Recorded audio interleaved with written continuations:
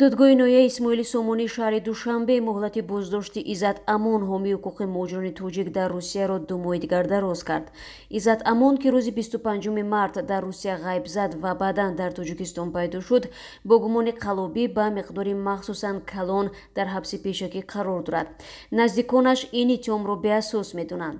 додгоҳи исмоили сомонӣ рӯзи сешанбе 25 май аризаи муфаттиши ӯро дар бораи тамдиди муҳлати тафтиши парвандаи ӯ барои 2 моҳи дигар қонеъ кард. 11 нафар ба мақомот шикоят карданд ки Иззат Амон онҳоро дар Русия фиреб додааст.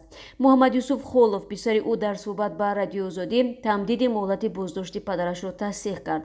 ӯ гуфт онҳое ки аз падараш ба мақомот шикоят карданд пештар 7 нафар буданд ва ҳоло теъдодашон афзоиш ёфтааст. қаблан Муҳаммад Юсуф Холов раванди тафтишотро танқид карда гуфта буд ки муфаттиши парванда фаъол нест. ҷонибдорони Иззат Амон парвандаи ӯро сохта медонанд ва бар ин назаранд ки даъвогарон зери фишор нисбат ба ӯ баёнот доданд. гурӯҳе аз муҳоҷирони тоҷик аз боздошти Иззат Амон ба хашм омада дар назди сафорати Тоҷикистон дар Русия эътироз карда буданд. тарафдорони ӯ бовар доранд ки боздошти Иззат Амон ва иттиҳоми зидди ӯ дар асл дорои ангезаҳои сиёсӣ буда ба интиқодҳояш аз ҳукумати Тоҷикистон рабт мегирад.